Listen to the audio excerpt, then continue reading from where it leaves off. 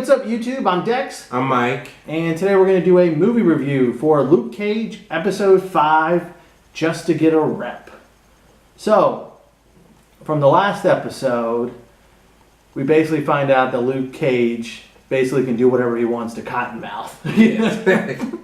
Yeah. So, we find out that Cottonmouth is broke, and Shades tells him that you look weak, and the fact that people on the streets are talking. So Cottonmouth gets a light bulb above his head and says, go out and just shake down all the businesses, and if they complain, tell them that it's Luke Cage's fault.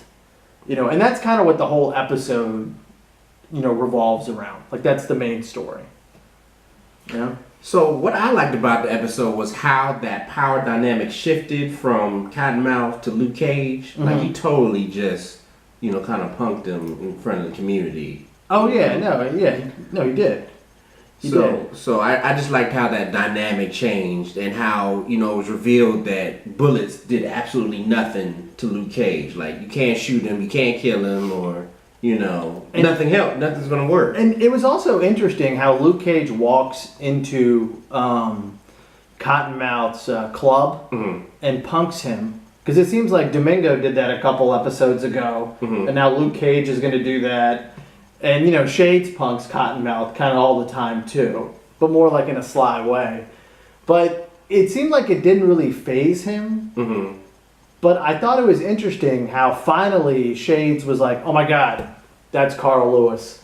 Or Lucas. Carl Lewis, yeah. He was like, oh my God, you're supposed to be dead. That afro and beard just hit it so well. Yes. You know?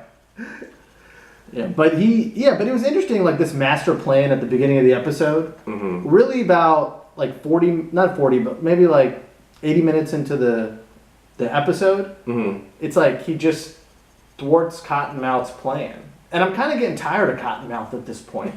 What's the point of having a villain that basically is not even a worthy adversary? Because you know there are other villains in the background that are going to emerge sooner or later. And I also liked how Claire Temple showed up this episode. Yes. And Claire, who you know has been in the Daredevil series as a character, Jessica Jones, and now she's showing up in Luke Cage, you know, tying all the series together. And it's kind of funny that these shows are like all like 8 blocks. You know what I'm saying? Like I guess Harlem and then Hell's Kitchen together, which I guess I understand is like 8 blocks in New York. So you got like 3 superheroes that, you know, repping 8 blocks, you know, but yeah, it's nice to have, you know, Claire come in and just tie her thing together. And I just liked how, you know, he kind of won the people over this episode and just became this public hero. Right. You know, like he has no secret identity. Yeah, basically. You know? Yeah, he just is Luke Cage. But the one thing that we saw in this episode, I think that was probably two important things. One is we found out about the super weapon. Oh, okay. That Shades just happened to have like on his cell phone. It was just funny. He's like, hey, let me show you something. Yeah, he had that, which is very cool. For those that you don't know, there's the scene where the bullet goes through the Kevlar vest and then it just explodes. Yeah. So then Cottonmouth's like, okay, how am I going to be able to get this? Because we find out that, you know, he's broke. So he's like, all right, I'll get Domingo's guns back. And then I'll go ask Diamondback to, you know, take him out or give me the money to kind of like help him, just so he can kind of get his street cred back. But it was funny, if you noticed in the episode, you noticed that Shades basically is telling him, like, you kind of have an idea that Shades is kind of playing Cottonmouth based on what Diamondback is telling him. And then we'll see that in like later episodes. Yes. You know, what's going to happen.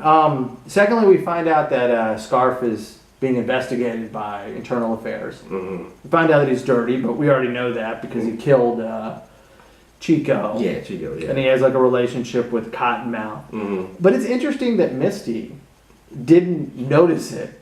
For someone who has the ability to see crime scenes, you know? Yeah, she missed how dirty her partner is. Yeah, and she just won't believe it. She's like, I don't believe it.